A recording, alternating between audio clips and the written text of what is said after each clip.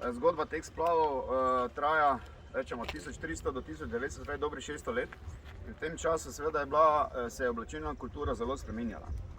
Tako da smo zdaj zbrali neko vmesno varianto, ki pravzaprav ne vemo zagotovo, kakšna je bila. Zakaj pa imam tele šlape? To so posebni splavarski čevlji, ki sicer v pisnih virih niso izpričani na Dravi, so pa izpričani na Muri.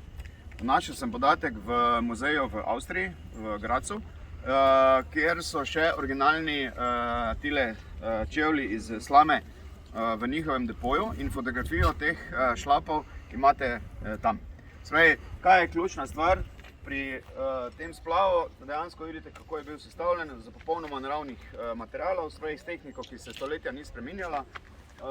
Ni bilo na takem splavu nobenega železnega kosa, razen seveda kot tovor, nobenega žebla, nobene žice, ničesar. Vse je bilo sestavljeno, vidite, z temi rečemo lesenimi vrvmi, vitrami.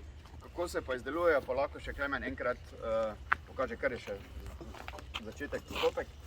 To je ena, rekel, tehnologija povsem enostavna in z takim zvijanjem se lesena palica v vzdolžni smeri torzijsko razsloji in potem postane gibljiva in jo možno dejansko skoraj da uporabljati kot vrv.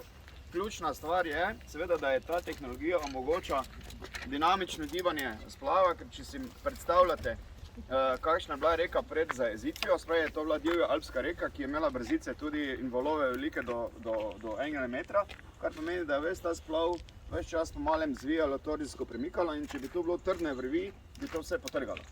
To je pa dejansko mehka struktura in dejansko je splav kot ena taka kača od teh valovih plul do Osijeka, oziroma še naprej do Beograda in do meje z Romunijo. Dobre 3 tedne poti je on zdržal v taki obliki. Seveda, če je prišlo do kakšne poškodbe, kar se je dogajalo, so imeli ves čas zraven pripomočke, tesarske sekire, žage in tele dodatne vrvi in so dejansko po potrebi zadevo več čas popravljali. Ti splavi so dejansko pluli do konca 19. stoletja, ko so jih zamenjali potem večji splavi italijanski, ker so pač imeli večjo možnost tovora, tam nekje tudi do 120 kubičnih metrov lesa. Če se predstavljate, to je skoraj 100 ton in 100 ton je moralo 6 ljudi po deroči reki premikati in z njo potovati 500-600 km daleč. To je bil vrhunski dosežek in danes ne vem, če si bi ga kdo upal ponoviti.